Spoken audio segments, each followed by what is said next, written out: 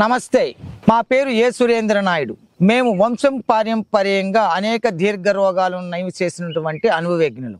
ఈ విద్య తాతల ముత్తాతల కాలం నుంచి మాకు అనువంశంగా సంప్రాప్తమైనది. దానికి ఆధారాలుగా అనేక తాళపత్ర గ్రంథాలు పొందుపరిచినాము.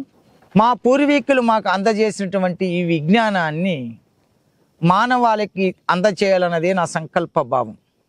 మాతో అంతరించిపోకుండా ప్రతి ఒక్కరికి కూడా ఆయుర్వేదం పట్ల అవగాహన ఉండి తీరాలన్నదే నా సంకల్ప భావంగా భావిస్తూ ఈరోజు మీకు తయారు చేసుకునే విధానాన్ని నేర్పబడే వైద్యం ఏమంటే పులిపీర్లు అండి.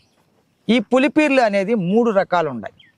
ఒకటి కాయ పులిపీర్లు, రెండోది నల్ల పులిపీర్లు, మూడోది వచ్చి తోలు పులిపీర్లు. ఈ తోలు పులిపీర్లు అనేది వచ్చింది మెడల దగ్గర, సంకల దగ్గర ఎక్కడ అవుతే అక్కడ మెత్తగా దారాలుగా వేలాడుతూ ఉంటాయి. ఈ నల్ల పులిపీర్లు అయితే ఒక బఠానీ గింజంత సైజు, లేదు ఇంకొక రకంగాను ముఖం పైన ఎక్కడో ఒక దిక్క 1-2 కనిపిస్తూనే ఉంటాయి. మరి కొంతమందిలో ఈ కాయ పులిపీర్లు అనేది వేళ్ళ పైన, చేతుల మీద, కాళ్ళ పైన, కాళ్ళు వేళ్ళ పైన ఎక్కడవుతే అక్కడ 20-30 ఉడ్లుగా ఉండే వాళ్ళు కూడా మనం చూస్తూనే ఉన్నాం. ఈ కాయ పులిపీర్ల లక్షణాలు ఏంటి అంటే స్నానం చేసిన తర్వాత అలా గోకితే తెల్లగా పొడిగా కూడా లేస్తుంది. పూర్వకాలంలో దీనికి ఎన్నో వైద్యాలు చేసేవాళ్ళు. అటువంటి వైద్యంలో ఇది ఒకటి. మా యొక్క పూర్వీకులను ఇంకా సంక్రమించినటువంటి విజ్ఞానాన్ని మీకు నేను తెలియజేయడం జరుగుతూ ఉంది.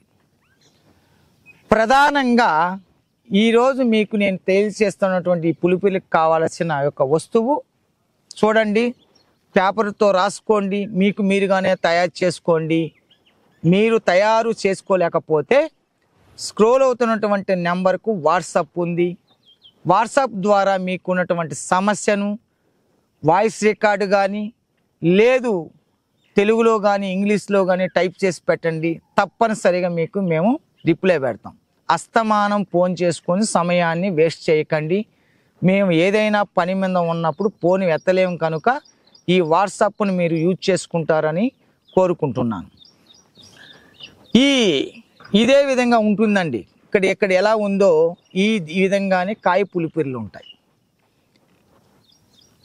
దీన్ని నక్క పింటి గడ్డ అని దీని యొక్క పేరు. ఇది అడవుల్లో, కొండ ప్రాంతాలలో ఈ విధంగా లేస్తాయి. ఇటువంటి దాన్ని మీరు తెచ్చుకోండి. మరొకటి ఇక్కడ చూడండి, ప్రధానంగా ఏటు కాలవల్లో, వంక కాలవల్లో ఈ ఇసుక అనే ఉండేదిక్క మనకు ఇక్కడ చూసినట్లయితే ఇటువంటి గవ్వలు దొరుకుతూ ఉంటాయండి, చిన్న గవ్వలు. దీన్ని బట్టీలో వేసి కాల్చి భస్మం చేసినట్లయితే అద్భుతంగా ఇటువంటి భస్మం తయారవుతుంది. మరొకండి, ఇటువంటి భస్మాన్ని తయారు చేసుకోండి. మరొకటి, ఈ నక్క పింటి గడ్డను చిన్న ముక్కలుగా ఈ విధంగా చిన్న ముక్కలు చేసుకోండి.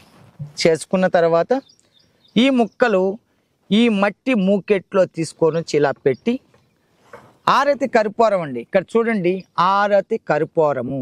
ఈ కర్పూరం వెలిగించినట్లయితే ఇది కాలి చక్కటి బూడిద, తెల్లగా బూడిద అవుతుంది. ఈ బూడిదని తీసుకోండి. అడవుల్లో జముడు అని ఉంటుంది.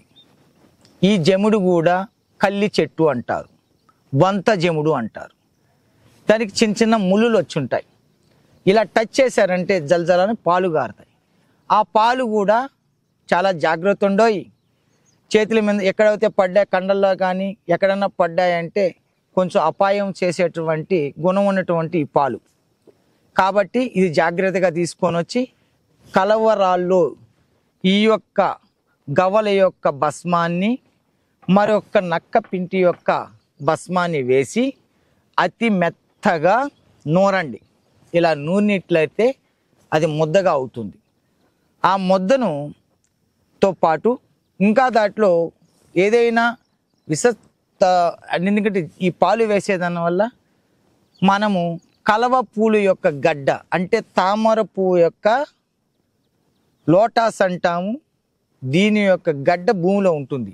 ఆ గడ్డ తీసుకొని వచ్చి చిన్న ముక్కగా చేసి దాంట్లో రసం పిండినట్లయితే, ముక్కలు చేసి రసం పిండితే ఆ రసాన్ని దీంట్లో వేసి నూనెట్లయితే ఒక లిక్విడ్ అవుతుంది. అది ఎన్నటికి కూడా చెడిపోదండి. చాలా కాలం నీళ్ళు వేసినారంటే చెడిపోతుంది. నీళ్లు వేయకుండా ఉండాలంటే ఇటువంటి దాన్ని వేసుకున్నట్లయితే చాలా కాలం నిలువ ఉంటుంది. మీకు ఎక్కడైనా సరే ఈ పులిపీర్లు ఉన్న చోట ఒకేసారి ఛాలెంజ్ చేసి చెప్తున్నాను, మళ్ళీ మళ్ళీ ఉండవు. ఒక్కసారి పెడితే శాశ్వతంగా రాలిపోతాయి. ఇది గుర్తెట్టుకోండి. ఎన్నిసార్లు అప్లై చేయాలా అనేది సందేహం లేదు ఇక్కడ. ఒకసారి కరెక్ట్గా ఆ పులిపిరి మాత్రం పైన మాత్రం మీరు పెట్టినట్లయితే ఆ పులిపిరి మీరు చూడాలన్న ఆ పులిపిరి మళ్ళీ అక్కడ ఉండదు. ఇంత గ్యారంటీగా మా పూర్వీకుల నుంచి వచ్చింది కాబట్టి మీకు నేను తెలియజేశాను. తయారు చేసుకోండి.